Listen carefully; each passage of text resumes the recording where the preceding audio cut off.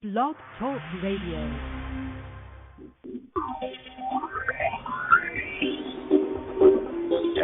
And welcome to Spokesperson Radio. That's right. Are you ready for this? Hey, yo, listen, it's going down just like this. Like a breath of fresh air. Who's ready for Lisa Nucci, and EJ, the Rainmaker. We are now live in 3, 2,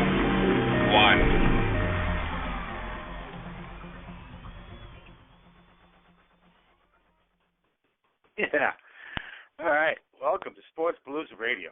I'm EJ the Rainmaker, and I'm here with my beautiful co-host, Lisa Little Nucci. Hi, Nucci. Hi, Lisa. Hey, everybody. How are you today? All right. Sure everyone's doing fine. And if you're not, let's hope this show brightens your day a little bit.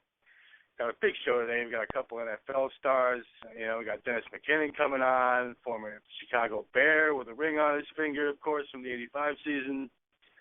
And we got Calais Campbell coming in, Arizona defensive end, who's just a beast down there out in the West Coast. He's got some cool stuff to talk about in his CRC Foundation. It's going to be fun to have them both on. You excited for today, Lisa? What? I think I'm always excited for this show. I think that, we have great guests that stop by and talk a lot of fun stuff. And you definitely, like you said, if you're having a day, just tune us in. And I think we bring something different to the table. Yeah, I saw we had a post. Somebody said that they like what we do and what we bring to the table, because we're not just some sports show that has just a bunch of guys come on the show and talk football. You guys are talking about a ton of stuff they do off the field, and that's the best part. I mean, the giving back part. I mean, basically, it's almost a prereq for our show now. If you're not giving something to the community, we're wondering why we have you here, because this is like, we want you to discuss what you're doing off the field. Especially since the sports only make part of who they are. There's an entire part of the year where they're not playing, and it's what are they doing with their time and their fame. And I've been really pleased with who's come on the air. I'm excited about who's coming on the air today and who's coming on the air in the upcoming weeks. We have some special guests coming up, so if anybody wants to keep track of who's going to be on with us, please follow us on Twitter at Palooza Radio. And, hey, I got it right. Oh, my God. She said at Palooza Radio this week, people. Did you hear it? Let me write this down. Lisa said at Palooza Radio. Nice. I didn't even have the computer in front of me. How's that? Wow. Yeah, I did that by memory. Wow. So, follow us on Palooza Radio, and you'll be able to see who's coming up in the upcoming weeks, as well as what giveaways we have going on. And please follow us, and if you like what we're doing, please, tell other people about us as well, because, the more we can get our name out there, the bigger and better names we're going to keep bringing to you. So I am excited. Yeah, and it's cool how many people are helping us promote, too. I mean, you can find us on iTunes, of course, and we're on Facebook. We're on Twitter. We're on NewYorkSportsPodcast.com. We're on UltimateSportsTalk.com. I mean, a lot of people are helping us promote this show and getting our name out there. We really appreciate it. I mean, I really want to say thank you to everybody who's getting involved and making sure that they get our show promoted. And obviously we like returning the favors, so thanks, everybody. Of course, like I said, we have a big show today. Pretty soon we have, bringing on Dennis McKinnon is pretty cool. Obviously, any of the old school Bears fan, remember the '85 season and the Super Bowl Shuffle. And we got into the Super Bowl Shuffle last week with Len Barney a little bit, talking about his involvement with the Shuffle. And obviously, Dennis, we'll see if we can get him to talk about a little bit of his little dancing time down there. I mean, that was fun. That was a good time to be alive for the NFL. With the '80s were crazy. I mean, there were some tremendous athletes playing in the '80s in the NFL. So. And I think the '80s overall were just fun. But I remember that. I remember that whole, the Super Bowl Shuffle stuff, and it was a lot of fun. No matter what team you were a fan of, it was just, it was just an exciting time. It was, and obviously, the Bears were a big part of what was going on in the '80s. I mean, they were there and going back and forth, but. We're going to bring on Dennis McKinnon, and Dennis, thank you so much for being a part of the show today. How you doing, man? Life is pretty good. Nice. Hi, Dennis. How are you? Is this Lisa? Yes, it is. Hello, Lisa. Well, thank you so much for coming on the show today. We're really excited to have you. And, you know, like we were talking about at the beginning of the show, it's been exciting because the NFL greats and the other sports, you know, we've had some really great guys on here talking about what you're doing, you know, off the field and the charities that you guys are involved in. And we have you on because, like Len last week, you know, you're involved with the Gridiron Greats Assistant Fund. Tell me a little bit about how you got involved in that. Well, I mean, I'm tied to Coach Dick until they bury me, but I think that the loss of Dave Durson a few years ago really changed my heart, and the fact that he died alone and he was my best friend. So many players, when everything in their life changes, they feel isolated, and sometimes they feel the best way that they can deal with life is to end it. And I don't want to see too many players go through that again. So because of what we do at Gridiron Greats and helping players who life have changed, just an opportunity to help and resurrect their life and let them know that there's a lot more that they can do in this world aside from play football. Yeah, I mean, obviously, you know, once you leave the game, your life changes tremendously. I mean, everything around you becomes more important than just a Sunday and all the preparation for the week that you do. I mean, you spend a lot of time away from your family during the week. I mean, you know, now you spend a lot of time with your family now that you're not playing anymore, or what? My family's in Florida. I'm still in Illinois, and they won't visit me when it's cold. And it's cold and windy up there, man. Wow. So why aren't you down south? I mean, you live down south. You grew up down south. What are you doing up there? Well, my business life is here in Illinois. You know, it's one of those scenarios. My household name, I'm an adopted son here, and I don't need a tan.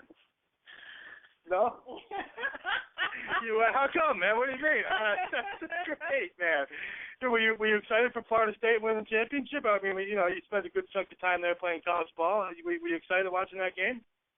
Well, my Bears season ended early, and the only redemption I had was when my Seminoles had come through, and they came through in the last minute and 11 seconds, made my year. Yeah, that was great, man.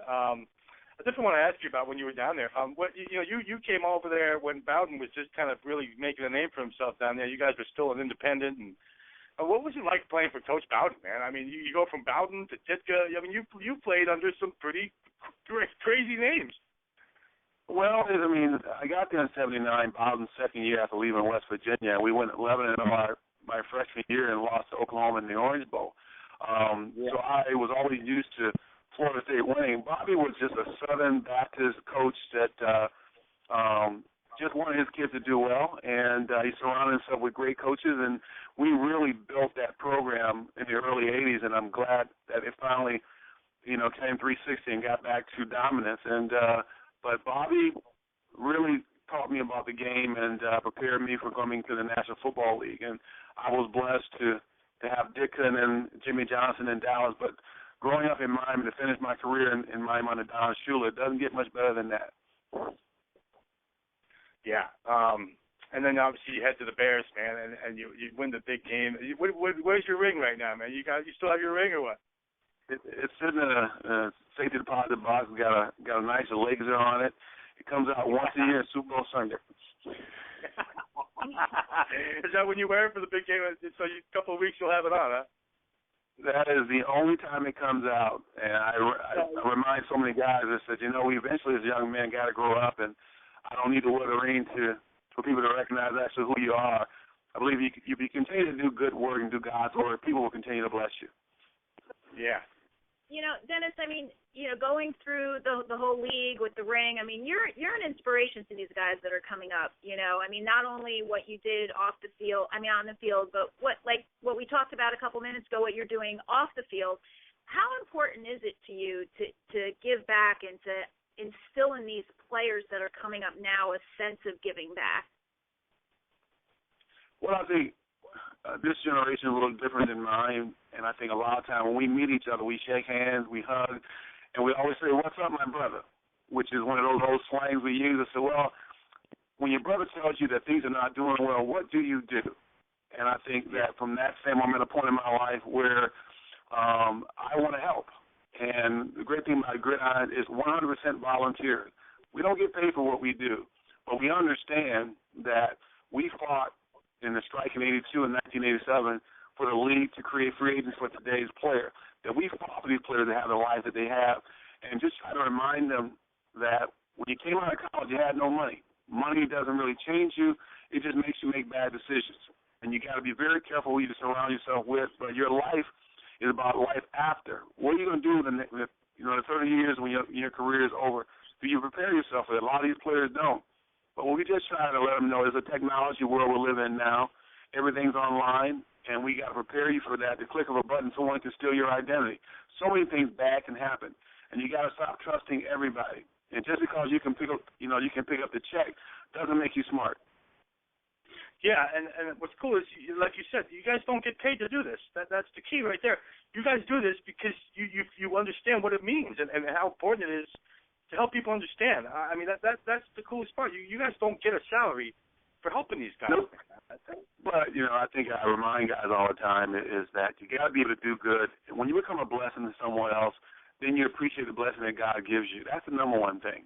Secondly, I think as a former player, we did everything we possibly could to get on stage to play on Sunday for our parents to be very proud of us. But the legacy that you create is the person that you become when you're no longer playing. And that, to me, is the most important thing. And I believe that so many guys fall so hard and they can't recover. But we let them know at Gridiron Greats that no matter what, we will never turn our back on you. That's awesome. That's awesome. Let me ask you though. Now we talked a couple weeks ago about the draft and how these guys are just entering the NFL now, and you have the Assistance Fund, which helps when you leave. Is there anything that the NFL does while you're part of the NFL that prepares you for that? Do they work with you as you're going on in your career? Well, you can go in a classroom and study, and you can write stuff on the board for these guys to listen, to write down, to comprehend, to store. But at the end of the day, it's a difference between yes, no, right, and wrong. And that's a choice that's up to the players. A lot of these guys, you can tell them everything you want, but as long as they got money in their pocket, they might not listen to you. They don't listen to you until bad things happen. They lose everything. So we just try to let them know, I've been where you are going. And it's not about the money. All money does is allow everybody in your life to say we. Everything that you do, we made it. No, we didn't. I made it. And until they understand that you cannot take care of everybody, because at the end of the day, you're going to be the only one left out in the cold. And we do our best to try to prepare them for that. And if they don't listen, I say, well, 10, 15 years from now, we'll still be here. Mm-hmm. When you were growing up, did you have that sense of giving back and community instilled in you, and how? Well, I had two blue-collar parents. I think between them they might have made $20,000 raising three boys, and I grew up across the street from a church. So I was spiritually grounded and had tremendous faith. And I think everything I've done in my life, it was the right way, and first in my family to graduate. So I did everything I possibly could to appreciate the gift of life that my parents gave me, and I never wanted to disappoint them. And if I grew up without any money, how can money change my life? All money can do is really allow you to sleep good at night sometimes, take care of your friends and family when you want to, but at the same time it can be a devil in disguise. And if you're not really prepared and a strong person for that, it will overtake you, and it happens to so many players. Yeah, I mean, and obviously, I assume you're kind of still in touch with Coach Ditka, and you were obviously hanging out with Sweetness back in the day too, and obviously what he did to be a big part of everything. I mean, those guys have got to be a little bit of an inspiration for what you have going on too, no? Well, I don't know. I mean, my story is unique. I'm a free agent walk-on, in the start my freshman year, my rookie year with the Bears, and I sat across from Walter Payton every day for 6 years. How lucky could I have been? The quintessential quiet superstar who taught me about humility, about class, and about life, and about giving back. And I think those values don't change with age. And I've done everything I possibly could to try to walk the right path. And, if I talk it, I try to walk it. And, to me, success is measured by the people that you touch and the impact that you've had in their lives, which means that you actually did something right. And so I try to be impactful on people that I don't know and the players that I can help, and really try to continue to be respectful and of the values that my parents taught me. Yeah, and I still want to get into some football with you, man. Tell me what it was like when you were in the locker room and Coach Ditka comes out and says, you know what? I got this big guy wearing number 72, and I think I'm going to let him run the ball a little bit. Like, what? Tell me how, when you see the first getting the ball handed to him, was everybody in that locker room like, wait, what? Well, we always have players say, we don't question what the coach does, even though we might not agree with it. And I think the whole hoopla with William Perry, that he was an oddity in 1985 and a normality today in terms of size. He was a happy-go-lucky guy, and he was great for what we were able to do. But I think so many cynics out there say, how can you let him score the Super Bowl and not Peyton? Peyton was basically sitting in quicksand for years in the Chicago Bears, never had a great offensive team. God blessed him with a few players to finally get into the game. And the team player that he was, it was more important to finally win your championship. It's not about whether you scored in the game or whatnot, because that makes you a selfish player.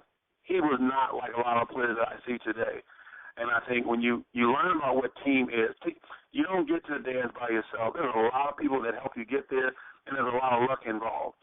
And we appreciate the opportunity to say that we were the best in the world at one time. Not too many athletes can say that. Yeah. I mean, you guys, obviously everybody on that team had a mega influence on everything that was going on. I mean, you obviously after that season, now you guys lost to the Giants in '86, and that championship through that game was great. What was it like being a part of that? I mean, you were in some big games. You were only there for like 7 years, and you played in the big game after big game after big. You were in a ton of big games, man. Tell me what it's like going through that process of being in the playoffs and the different head that you have when you're playing in those big games. Well, I came from Miami to Chicago and bought a trench coat my rookie year and never knew about the wind. And I found out very quickly how cold it gets in Chicago. And the Bears were a team in the 80s when I got here in '83 that made the playoffs 5 consecutive years. So I had to get used to very quickly playing outside in frostbite temperatures, and but at the end of the day, it's part of what it is, and it's part of being dominant for a period of time and playing with some great guys. I mean, I played against one of the greatest defense ever played a game. I practiced against those guys every day, and I think because of that, I didn't fear anybody. And there's a swagger that goes with being good, but at the end of the day, you still got to go out and you got to execute, and you got to depend on the guy next to you. Yeah, your defense, obviously. Between you and the Giants in that generation, those are two of the best defenses that ever really, in my opinion, ever walked the planet, man. I mean, what was it like going up and practice against those guys? I mean, you're practicing every week, preparing for your next weekend against the defense. It's pretty damn good, man. I mean, was that tough in practice trying to get these guys to lay off and let us do something, man? Well, it's tough. It's tough, but I think you have to earn respect from your peers. And I just tell my defensive guy, tell you what, if you allow me to do what I got to do so that we can prepare ourselves for Sunday, we don't have a problem. But the first time you disrespect me, I can take your career in one shot. It can be cheap or it can be legal, so that we understand each other. And until you basically get the respect of your teammates, nobody's going to bother you, because at the end of the day, we have one goal: to win, and we can't win without each other. So we don't have time for any childhood games. It's a professional. We got to be men, and we got to play like men. Yeah, and obviously Buddy Ryan had plenty of influence on that too. I mean, he's between Buddy Ryan and Ditka, man. You're talking about two serious coaches, but. Yeah, Lisa, I know you want to ask him something else. Well, first of all, I like the idea about how he's seen, we're professionals. We have to play like men. You see all the crap that goes on in the field. And you and I were talking about it just the other day. It's just amazing. We yell at the television. It's like, guys, you're professionals. Get on the field. Play like men, But let me ask you, Dennis, what else do you – I'm sorry, go ahead. Well, the sad thing about all that is a lot of what you see today, obviously, is allowed. If it was, during my day, there was no facial hair. There were no diamond earrings. There was no hair outside the helmet. You had to wear full pads. There were no guys that did not have knee pads or thigh pads. So to me, we talk about safety. Players wear less equipment now. They might be bigger and faster, but they make a whole lot more money. So you can act stupid, get personal foul, because you can afford now to pay the fine. You know, a lot of us during my era, we had second job. We could not afford to be stupid or have DUIs and, have to pay legal teams to be able to keep us out of trouble or out of jail in these cases. So today's player is basically sitting in a lap of luxury, lap of luxury that we never had. And I'm not jealous of that. All I know is we fought for these guys to have the lives that they have. But you still don't disrespect the game. And that thug mentality that you see, we would have never tolerated that during my era. Right. Yeah. And that's awesome. I mean, that's because, like I said, we look at you, we look at Lem and some of the other guys we had on the show as definitely inspiration. Oh, definitely. And, people that these guys for today should be looking up to as to how it's supposed to be done. Sure.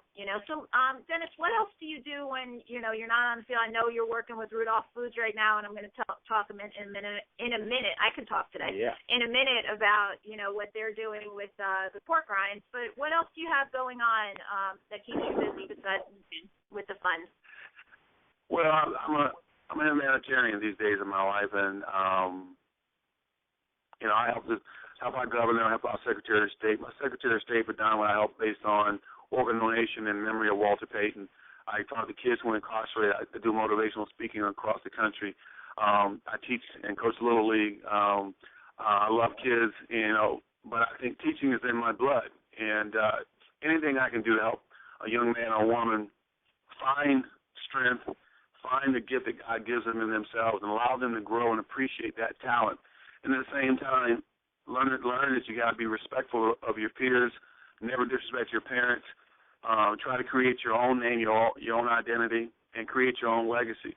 And that doesn't happen by mistakes. That's a lot of sacrifice and dedication and a lot of hard work. There's no easy way, and end justifies the mean, but you got to put in the work. That's amazing, man. Did you ever think when you were playing back in the day and all the stuff that you were personally going through at the time, now all of a sudden you're helping kids and you're helping people and you're coaching and you're helping people go in the right direction? I mean, did you see that coming when you were playing and getting ready to doing your career, that you were going to be teaching these kids and showing people the right way to go? And I mean, not many people actually see their path. And did you see a path that led you to know you're going to be coaching and helping these kids? Well, I just think that we're on this earth for a reason, and so it's an incredible journey. A lot of it is predetermined, and I think you just have to buy your ticket, enjoy the ride, and at the same time look at the blessing God gives you along the way. You're going to meet some people who want to help you and some people who want to tear you down. It's your faith that pulls you through. And I think the good thing about it is everybody is trying to find some pleasure in their day. And a lot of times, if you make somebody smile, you've done a good deed for the day and allows you to sleep good at night. Now that I'm retired, going on almost 21 years now, I look at the world a little differently because I don't wear shades like most celebrities do. Take the shades off, look at the world we live in, and figure out how you can help. Yeah, you remind me of Jim Valvano when he was on the ESPY Awards, when he was giving that speech about, if you're going to do one thing every day, find a way to smile. Because I mean, you got to make people laugh. You got to smile every day because things can catch up to you real quick, and life can really slap you in the face if you're not ready for it. But I tell people all the time that we always ask for people to help us when we get sick. Yeah. But to me, if you are not a good person, you never made time for anybody. Why should they care about you when you're sick? And I think that when you're able to do all that God allows you to do, appreciate that blessing, and at the same time have an impact on somebody's life. That's what we're supposed to do. I think role model is a word that is overrated, overused. At the end of the day, you got to surround yourself and idolize good people with great character. And those are the kind of things that we look for. It has nothing to do with the industry you're in and how much money you make. Yeah. Yeah, I lost my mom back in 2011 when I moved back to New York. And while she was in the hospital, I actually ended up getting a chance to volunteer at the cancer center up here at Dyson Cancer Center in Poughkeepsie for like 6 months. And, man, that really, it really, like you said, that sense of giving back to people who are sick and hurting and need to smile. I mean, every day, that was my whole goal, every day. And I told everyone that when I was there, as long as I can make someone smile today while they're going through what my mom I'm trying not to get upset, but when my mom was going through it, I'm trying to help all these other people. That was my goal every day, man. If I can make somebody smile today, then I'm a better person, man. Okay. Absolutely. It's great advice. That's absolutely great advice. I feel you. I lost Mom in '96, and every day I smile because of her I'm here, and I try to continue to make her smile every day by the things that I do in her spirit. That's what life's all about. And I think that the most important thing that you can give is your time and your heart, and that doesn't cost anything. Right. And so Dennis, tell us a little bit about the Rudolph Foods and what they're doing with you and the Gridiron Greats Assistance Fund. Well, it's funny. A few years ago, Rudolph created his Pork Rind Appreciation Day, was held every Super Bowl Sunday. And the first year, the recipient foundation charity was Wounded Warriors. And through that process, they heard about Gridiron Greats. Last year, I got involved with them through Gridiron Greats, and we had a ball. And we had such a good time and partied in New Orleans last year that they renewed the relationship with Gridiron Greats this year. And 10 cents of every bag sold, up to $15,000 is donated to Gridiron Greats to our Dire Needs Fund. And it's sometimes it's great to find friends who become partners. And with Rudolph, it was a matter of conversation, talk about the things that we did, and they got behind us, and they became an annual partner. And so many corporations out there have a tremendous amount of money they donate to organizations that really don't do as much. 100% of what we do goes to those players that are in need, and I can't thank them enough. And it's growing up on a farm, or actually having grandparents who own farms. I'm kind of a Southern boy anyway, and the good thing about that is I'm used to pork. Every time you mention pork to a guy, he smiles.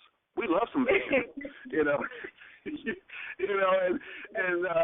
the thing about it comes in multiple flavors, and the Pepe brand, the Southern Recipe brand, the League's Pigskin brand. I mean, they're the world's largest producer of pork rinds, and I'm glad that we're partnering with them. And pigskins and pork rinds doesn't get much better than that. And I've added it to my menu for Super Bowl Sunday. Aside from pizza and nachos and chips and popcorn, you got to have some pork rinds. And I love them not just for the product, but because of their heart. And if that was a day, they get it. Go ahead, Dennis. I'm sorry. Oh, okay. And the great thing about it is convincing people that if you give, great things happen. And I think brand awareness is what a lot of companies do during this time, especially during Super Bowl, paying a tremendous amount of money for advertising. How better do you advertise than through athletes who eat your product? Right. Because we are so connected to so many people, and guys always brag about their food.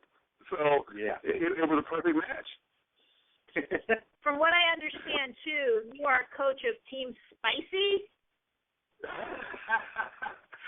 Well, it's kind of funny. It was kind of funny with me and Lem. My nickname is Silky D.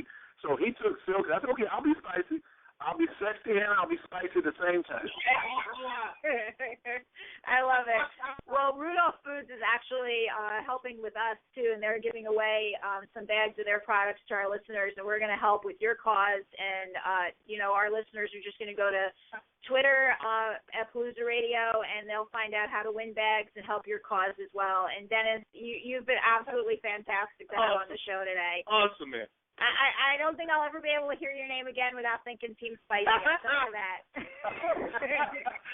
Well, as I say, when you go to gridirongreats.org and look at our website and just look at what we do, and so many men that we have helped, if that doesn't bring a tear to your heart, it's how do you not help? And I'm glad that we are in alliance with the National Football League and the Players Association for what we're trying to do to make the game better. But we already know what the problems are. All we're concerned about at Gridiron Great are solutions, and one player at a time, so that sometime in the near future, all these players have a place they can go when they need medical help or need financial assistance, so they never have to be homeless or even thinking about suicide. Yeah. Great. And Dennis, whatever we can do going forward, as you've heard from us, giving back and getting the word out about these causes and what's going on off the field is really near and dear to us. So anytime you want to come back, you got another project working on with them, and you want to come on the air and talk about it, we'd be more than happy to have you. Anytime. So, keep us in mind, too, when you guys are doing. I'm one of those guys that just hard to get me to shut up. So, yes, I will definitely take you up on that offer. Terrific. That's awesome, man. You've been great. Terrific. So I know we didn't have a lot of issues with you. Go ahead. No, before I go, who are you guys picking this weekend? Oh, you know who you're talking to, right? All right. So I did a podcast. I did a podcast last week over at NewYorkSportsPodcast.com, and they had me on, and I gave my NFL picks. And I went 5-0 last weekend, man. So you're talking to somebody who's a handicapper. Like, this is my contribution to the world. I give back by helping people make money, man. So you're talking. Listen, I personally, I don't want to give out picks on the show because it's not something I plan on doing. I don't want to make this a handicapping show because I already have my own show where I do that. But man, I think Denver is going to find a way to move on here. They're obviously, I don't know if you know the lines and all that. They're favored by 5 and 5.5. I think they're going to kick New England's ass. I personally think that New England's not going to be ready for that. We already know Tom Brady's not 100% healthy with his little flu bug and all that. But, man, I don't think the Patriots have a team to walk into Denver and take them out. No, I will say this. I think we'll have 2 outdoor weather teams in the Super Bowl February 2nd. I believe the Patriot game will be closer than people think, just on the fact of running the ball. And Denver's defense is built to be a front runner. They don't really stop anybody. So if you can limit Peyton's touch, they're going to score. That offense is unstoppable. But your defense ain't that good, so let's keep it real. But at the same time, this is a manhood check this weekend. So it's not about the numbers. It's about who really brings it. And I want to be entertained. Just like in the Gladiator, are you entertained? Yes, I want to be entertained this weekend. Yeah, that other game is going to be a war, though, man. The Niners are looking great. Obviously, they walked in the Green Bay, took them out there, and obviously last week they played a great game. Sorry, honey, for mentioning the Packers. Lisa's a big Packer fan. Right? Anyway, that game's going to be great. You can take that discount double check and bounce that check.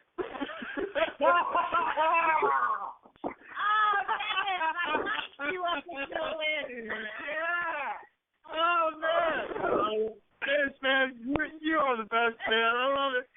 I don't know what to think. I don't know what to think of the Seattle San Fran game yet because San Francisco's been so tough, but they've struggled so much when they go to Seattle. And like you're saying, it's cool to have 4. Yeah, I mean, go ahead. Yeah, Seattle, I just think has a swagger, and I think Russell Wilson was passed over.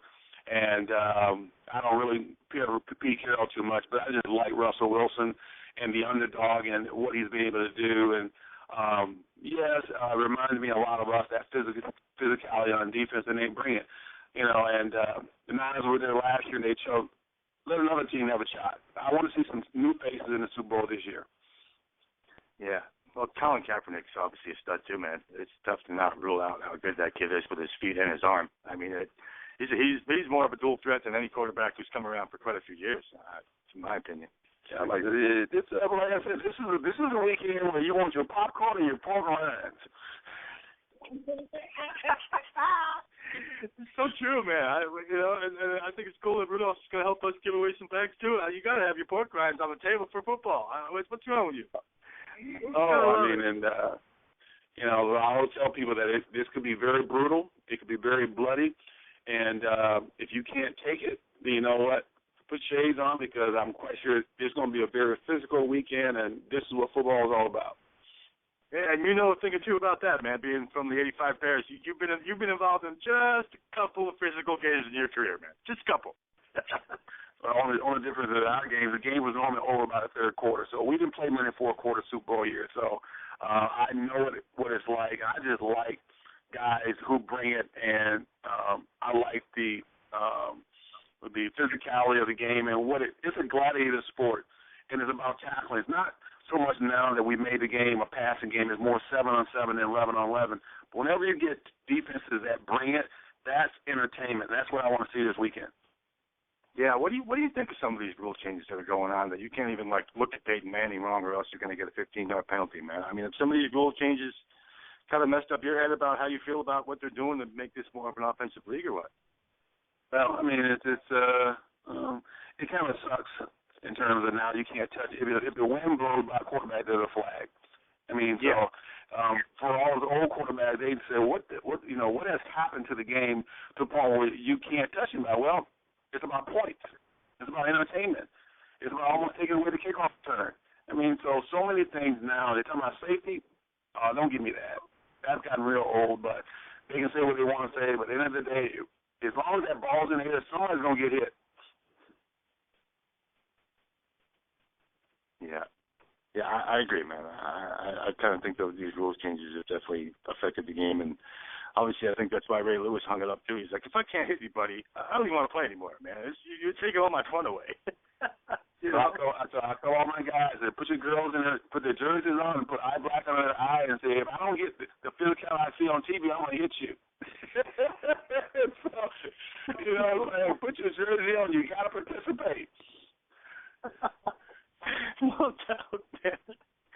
Dennis, man, you're a character. I love having you on the show, man. I hope you can come on again and talk some football and talk some other stuff. What else are you into, man? You into other sports too, or you just now you're out of the games? You follow some hoops? I'm from Miami.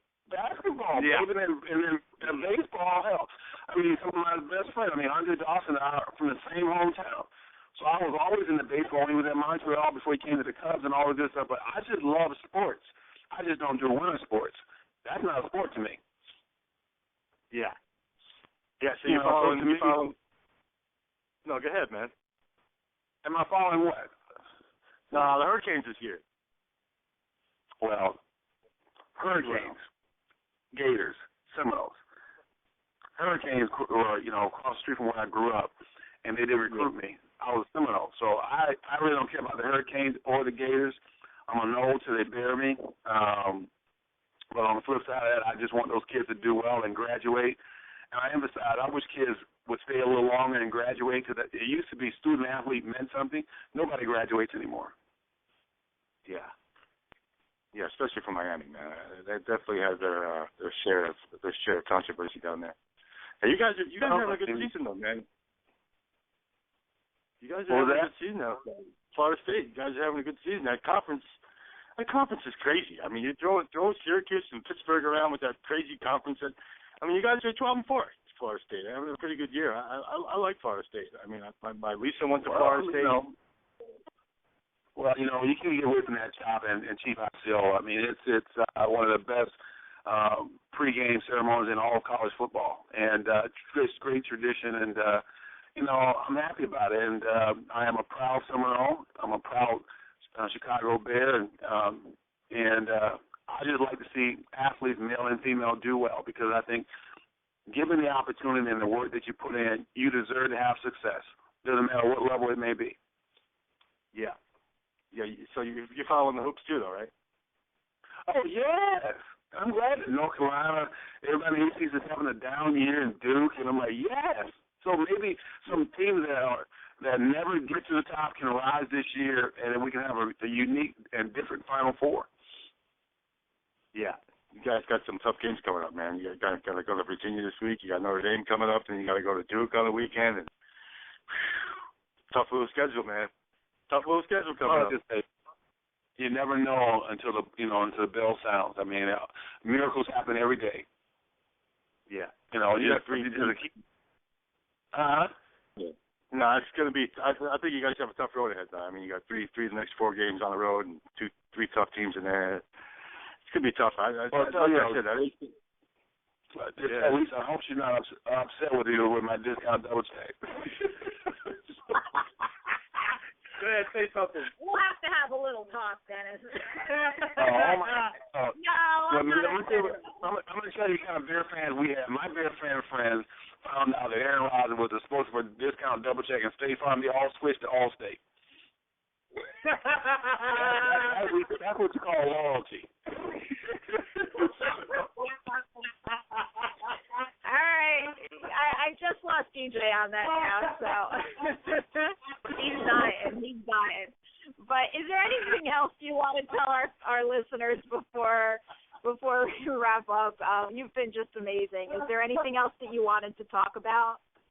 No, I just say if they can, just go to rudolphfoods.com and /store. Have a chance to look at the company and the product that we're giving away, and and support them as much as you can, because they do such great work, and they're helping a wonderful organization here in Gridiron Greats. And for all those fans, pray for your team and your players for safety and health this weekend, and for a prosperous Super Bowl.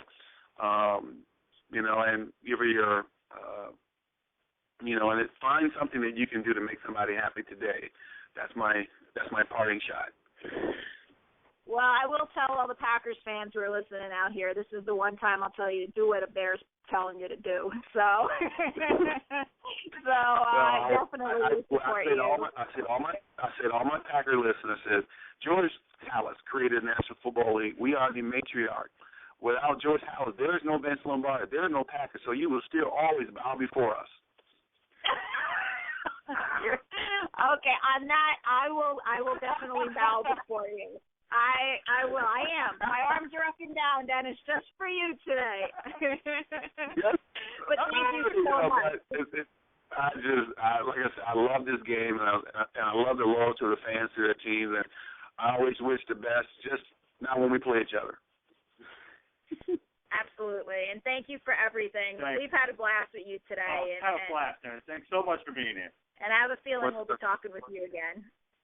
Well, I look forward to it. Thank you guys for allowing me to have me on, and God bless. And I almost said go Bears, but the season is over. So let me see, who can I pray for? Well, anything that gets A-Rod out of the game, I'll be happy.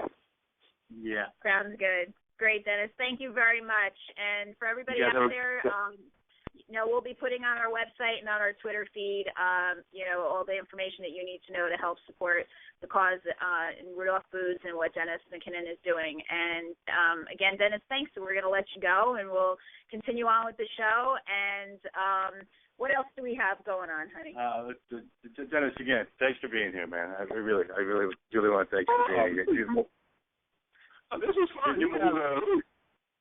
Yeah, well, you're a hoot, man. Your entertainment value alone is like just ridiculous, man. That's awesome.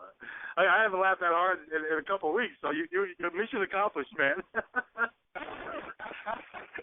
Well, enjoy. I'm about to go give me some chicken piccata and some pasta, so I'm going to enjoy my lunch, and it was a pleasure talking to you guys. Nice. Thanks, Dennis. We'll talk to you later, man. Okay, bye. All right, bye. Oh, I'm sorry. That's just really, did that just happen? I mean, I don't even understand how any of that just happened. But so like Dennis and I were talking about the NFL this weekend, and just two big games, obviously. New England going to Denver, getting 5.5. Total is 55. Seattle obviously hosting San Francisco 49ers. Seattle's putting the 3.5-point spread on the board with the 39 on that total, pretty low. But we all know why it's low. Both those defenses technically play football. What else? Like I said, I went on a podcast last week at NewYorkSportsPodcast.com, episode 55, and we talked about some of the Olympics that are coming up and our favorite memories and moments and recollections of what the Olympics meant to us, which was cool. Obviously, I brought up the 1980 Olympic team because I'm old enough to remember that. I was about 11 years old. Who doesn't remember the 1980 Olympic team? I mean, Miracle on Ice. I made a movie about it, for God's sake. Great movie. Anyway, I gave out 5 plays for the NFL on that podcast, and all 5 of them hit. So that was pretty nice to be able to walk around saying, "Hey, I went 5-0 in the NFL last week," which is all good. But now it's a whole different weekend, a whole new set of circumstances, and obviously, we got four outdoor teams who are getting ready to play in the big outdoor game here in New York. And I guess they're calling for the weather to be kind of iffy on that Super Bowl Sunday. I mean, the preliminary calls for a little bit of snow, a little bit of rain, a little bit of mush, a little bit of madness, so that'll be fun. But this weekend, I'll be giving out my picks on my website for everybody who wants them. I like to give out picks to people. Obviously, people who know me know that. What else we got going on? I don't know if anybody saw. We're going to talk a little bit of baseball here. I don't know if everybody saw Clayton Kershaw sign that $215 million deal for 7 years, which is crazy after Verlander signed that same kind of deal last year for 7 years, $180 million. Everyone thought that was insane. And Kershaw comes out and just beats it up. He's going to be averaging almost $31 million a year. But, can you imagine making $31 million a year, honey? I'd like to. Yeah, no doubt. No doubt. All right, I definitely want to get into. We'll talk about some NHL too. I don't know if everyone sees what's going on right now with the Anaheim Ducks. They put up another 9 goals last night. Are you kidding me? I mean, what that team is doing right now, it's going to be tough for them. You know, obviously they're all going to be taking a break for the Olympics, so they only got about a couple of weeks left. Maybe 2.5 weeks left in the season. Well, not in the season, but at least until they go to the Olympic break. And you know, if you've ever noticed, goals are being scored at will right now. I mean, the defense is not doing what the defense normally does. You see guys, you know, when they're winding up from the blue line, these guys are just standing still. You know, when we get closer to the playoffs, that won't be happening. So right now is a good time to be taking overs in the NHL, in my opinion. I mean, saw last night there were 3 games at 4-3, 4-3, and 9-1. I mean, scoring is just, you know, not where it normally is. But all right, we have another guest on the show today. You know, Calais Campbell's coming on from Phoenix Cardinals. Phoenix. I just called them Phoenix Cardinals. Wow. Well, they were the Phoenix Cardinals for a while. So the Arizona Cardinals, and I'm looking forward to having him on. You know, he's a beast. He's been a beast when he was in college. He was a beast when he was playing. You know, now he's a beast now. Big boy right there, 6'8", some man.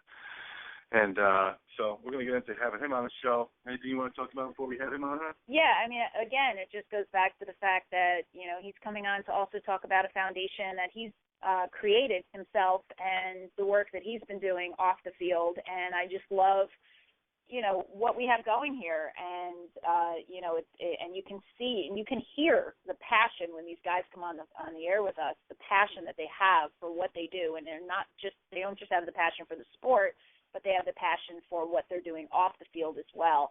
And just to remind everybody before we switch over, it's rudolphfoods.com/porkrindday, and the name of the assistance fund is the Gridiron Greats Assistant Fund, and we will have all of this stuff on our Twitter feed. So, you know, like I said, it's just been great that we have this going on our show. Yeah, you know, what I think is really cool is what we're doing with all our shows. I mean, we're going to go from Dennis McKinnon here, and then we're going to bring in Calais Campbell. I mean, I think it's cool what we're doing. We have all these guys that do so much stuff off the field, and everybody wants to talk about their accolades, what they do as athletes, but I think it's cool what we do. We're bringing on these guys who want to talk about stuff that's just not football and sports related. What do you think, Lise? No, I agree. I mean, you have these guys that make millions of dollars and have a name for themselves, and we've heard all these horror stories through the years about what these guys are doing off the field and the trouble that some of these kids are getting into. And it's just nice when you have these professionals who are taking their name, their notoriety, their money, and they're putting it for a good cause. And, you know, Calais is going to call in just a few minutes and to talk to him about, you know, what he's done in honor of his dad. And I think that's what makes this foundation even more special, is that he has this special connection to something that's, you know, near and dear to him. And I think it's just amazing. Yeah, when you especially when you start talking about family members and what it means to have your parents involved, and I'm sure his mom's got to be pretty proud of him. I mean, you know, when you do something for your dad like what he's doing, I think it's tremendous. I mean, he's got so many brothers and sisters in his life, and I personally can't wait to talk to him about one of his little younger brothers. Because I lived in Montana for a whole bunch of years, and his younger brother played in Montana. So I definitely can't wait to talk to him about.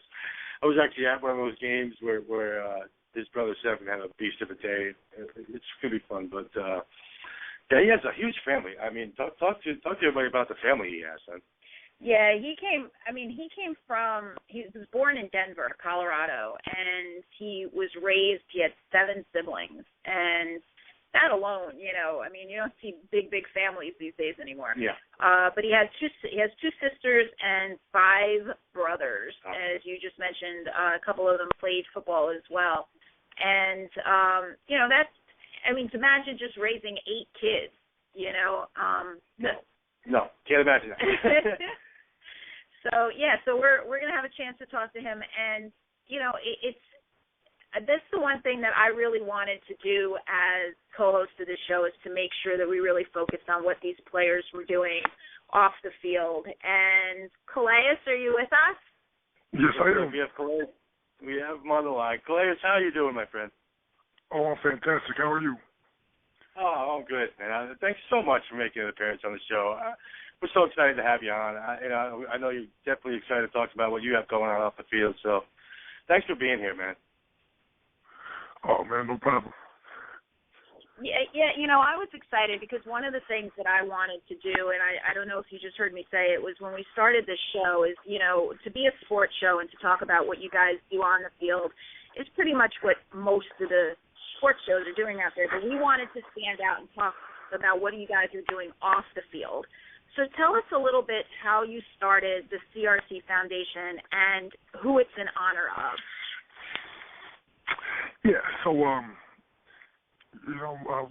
grew up really close knit with my family, and my dad was a big part of that. He really put family first, and then he also had this. He knew how it is, and growing up in inner cities and urban neighborhoods. It's kind of tough. So he made sure he did things like after school programs and stuff to keep us busy, just to keep us out of the streets and just focusing on schoolwork and focusing on things we needed to be successful. And so, he always inviting friends over or whatever. We could always bring our friends over to other people because he knew that, we were a good influence on, people in the neighborhood. So it was always a good thing for us.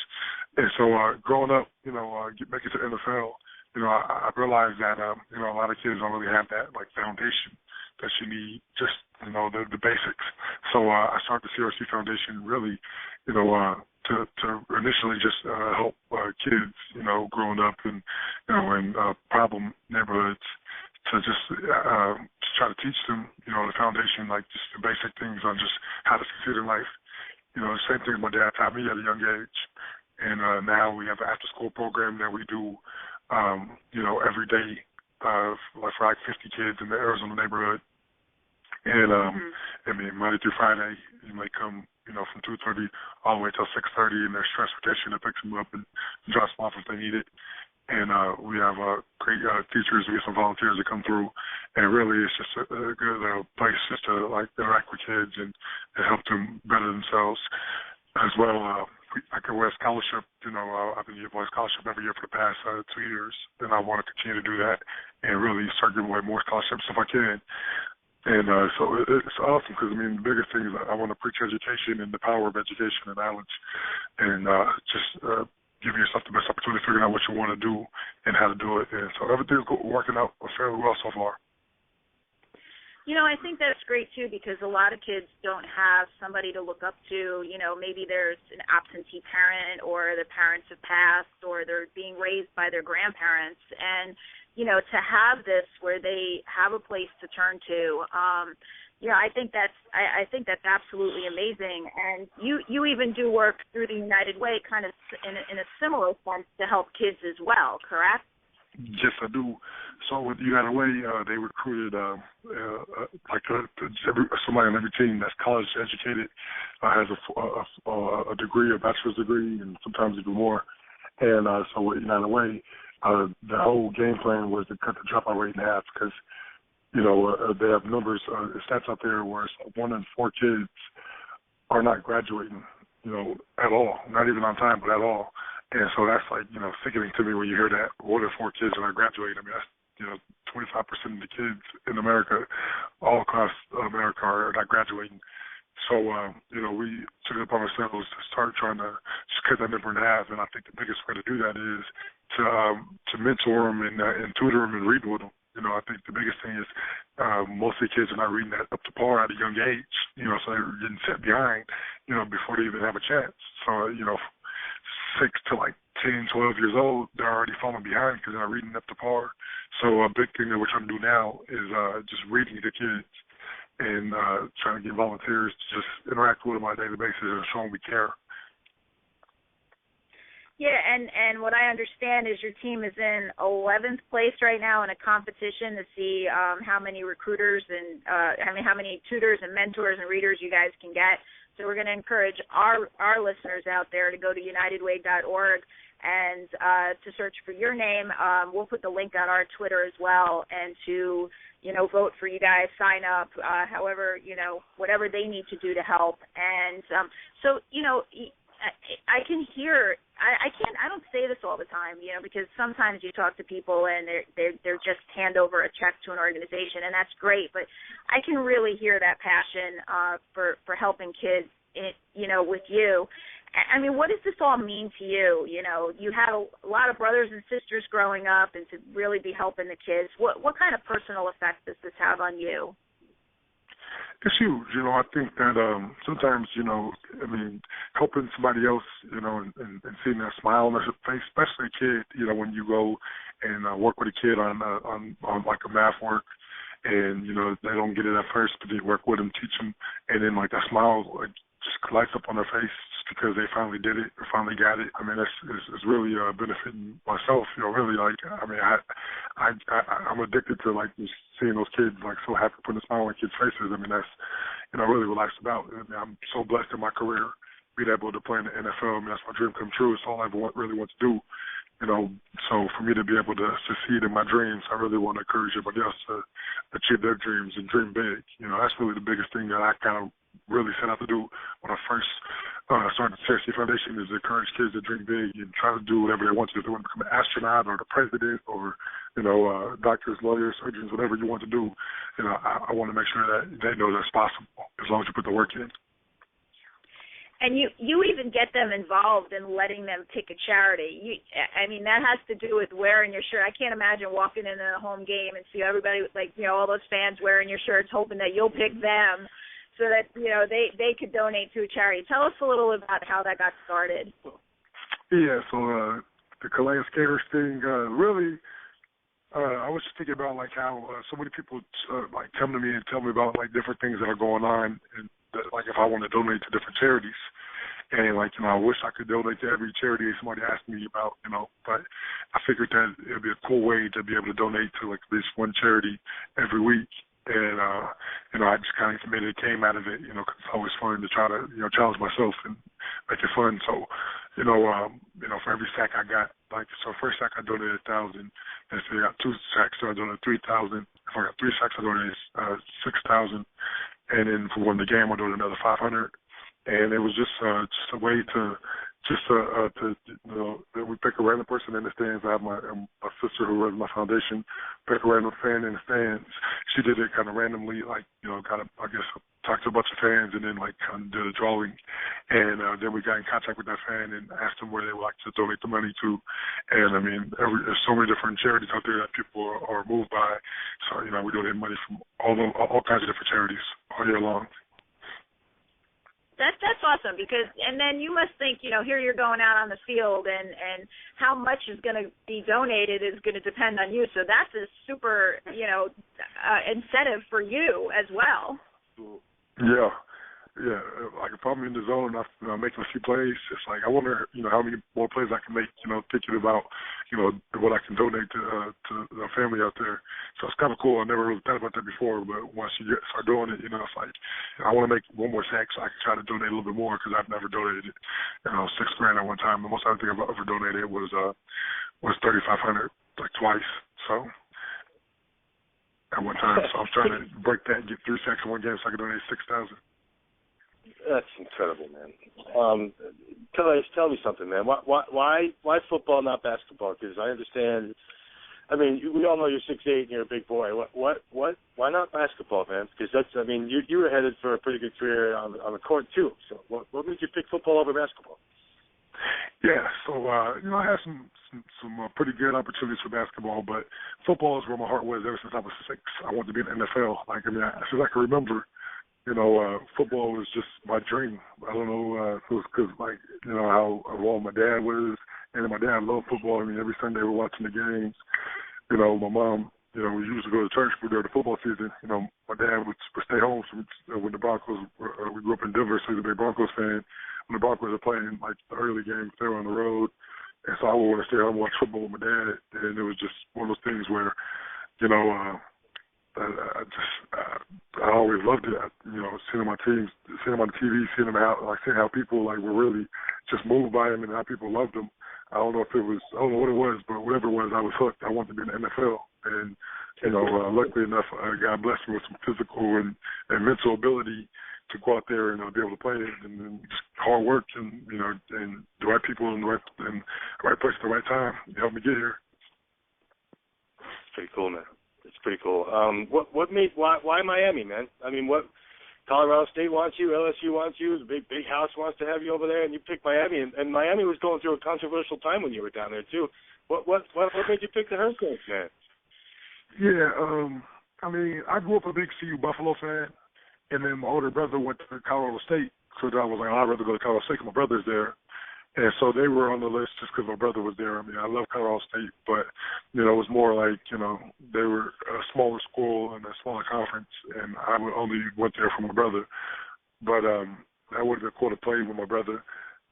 Then I had schools, all the big schools, like recruiting me from USC to Michigan to, Texas, Oklahoma, all those schools all over, the South as well. But Miami was just, like it had the mentality of, I felt like it was the best place for me to get to the NFL, but it also was the best school, like academically, that was recruiting me.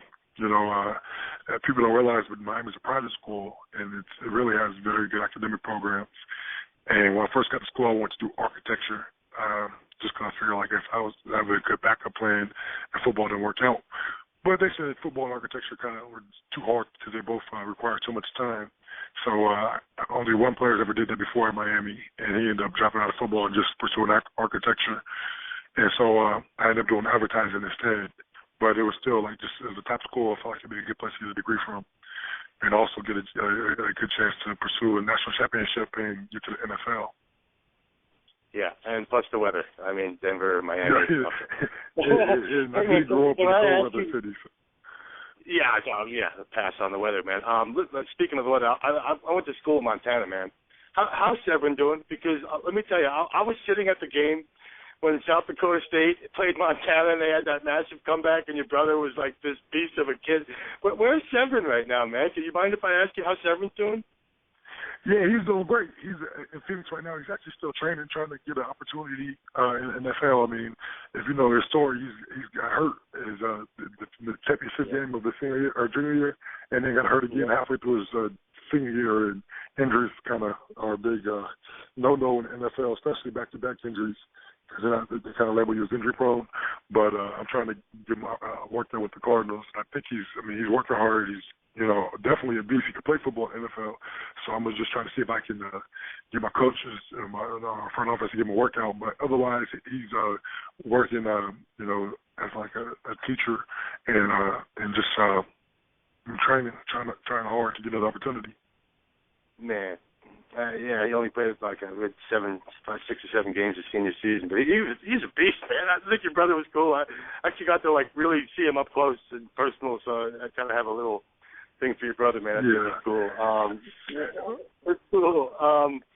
Lisa wants to definitely ask you, so I just want to make sure I got some football in there because it is what you do, for God's sake, man. Yeah, I respect it. I love talking football. Football, is the favorite part to talk about. I love talking football any day of the week. Right? That's cool, man. All right. Let me get you to Lisa. So tell us what, off season, what keeps you busy, and obviously the foundation keeps you going. What do you have coming up that you want to tell the fans about?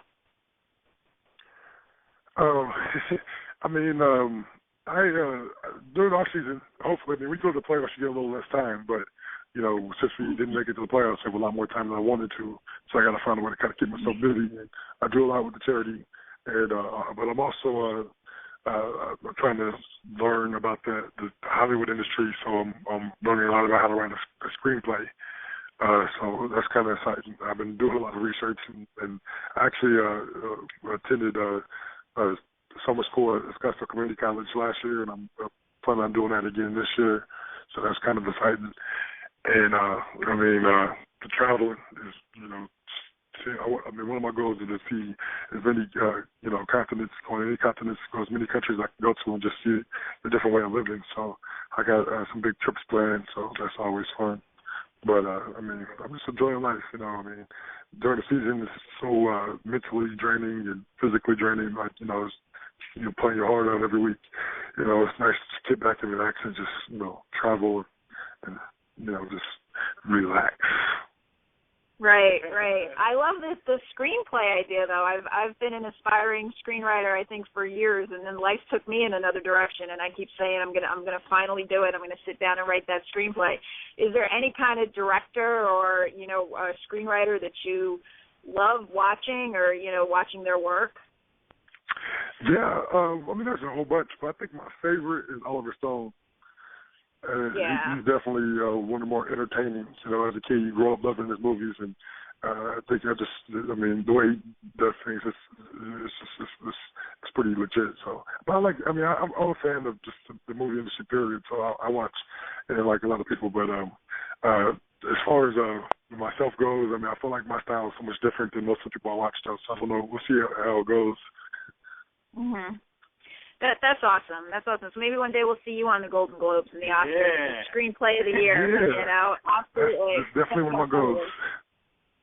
Well, Calais, I know that we only had a short period of time with you today, and I'm really excited that we had a chance to talk with you. And we're going to make sure that our listeners know exactly where to find you, how to support your cause, which is the CRC Foundation, and it's at the crcfoundation.org.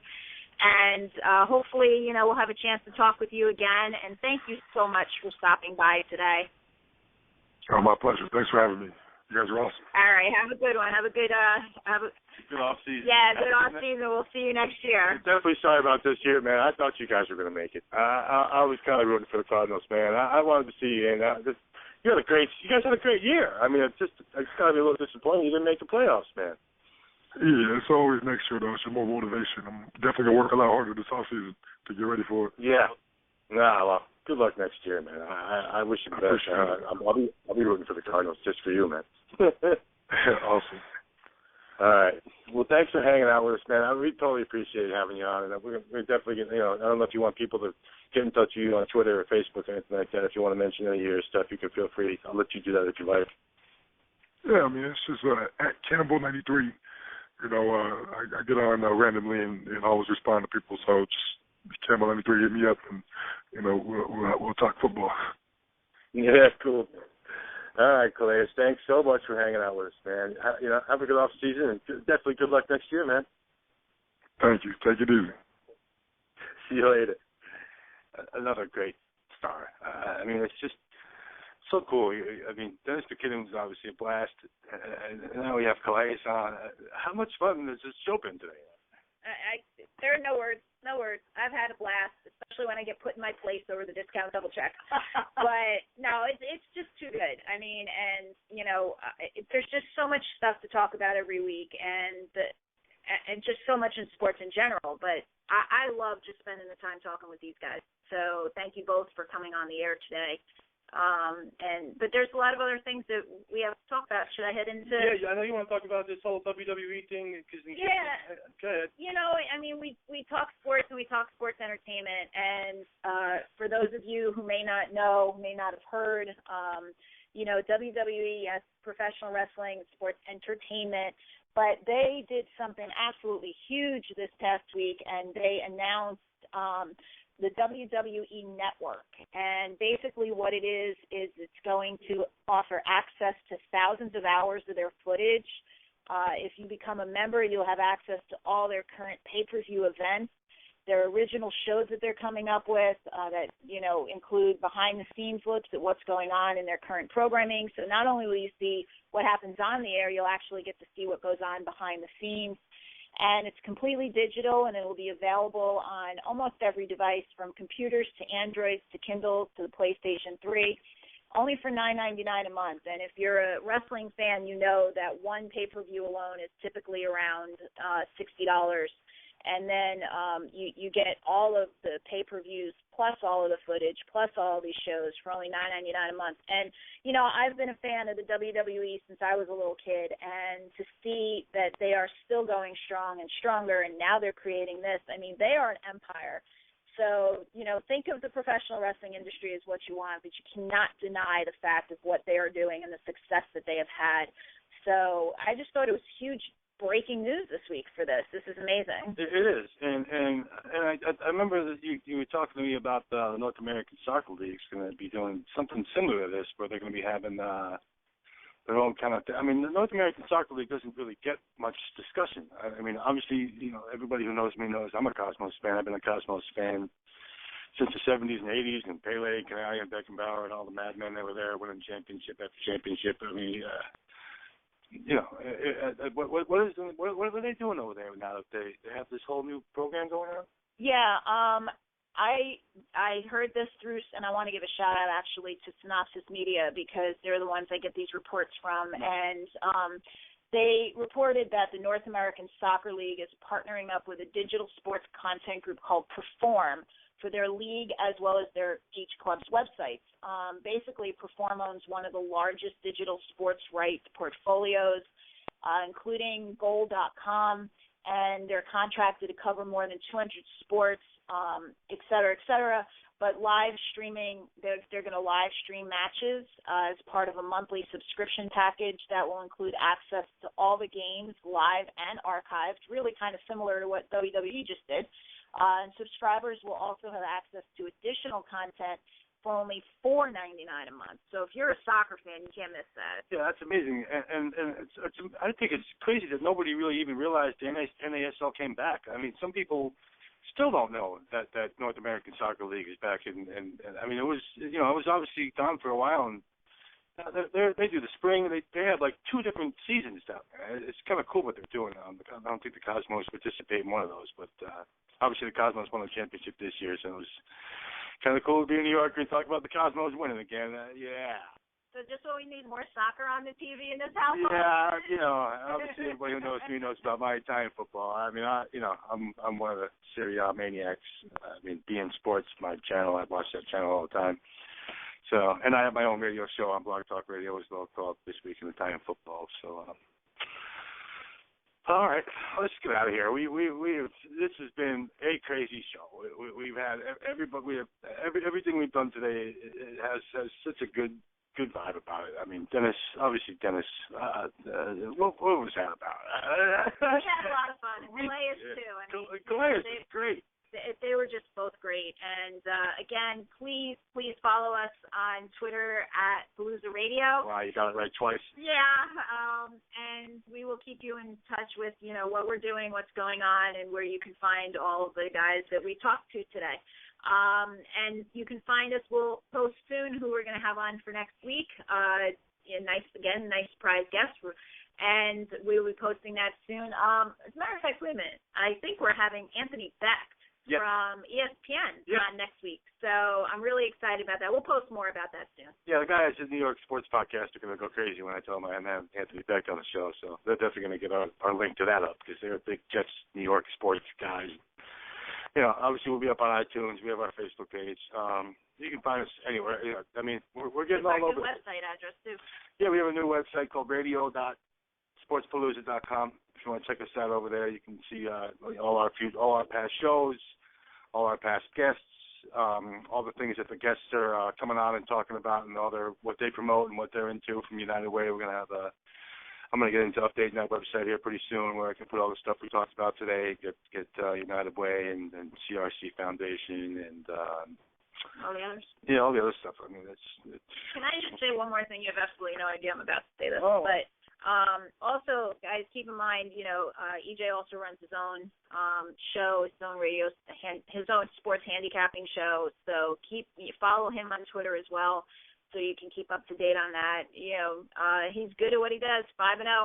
Can't fight that. So this is a lot of fun. Yeah. Plus, gave everybody San Diego to cover the spread last week, and I think I'd given away San Diego Chargers on 3 shows, and they were 3-0 covering the spread, and they actually won 2 of those games. So there you go. Yeah. So the NFL. You need football, you come talk to me. All right, let's get out of here, man. Thanks for having us on. Thanks for listening to us. It was a great show. So we say to you, bye-bye.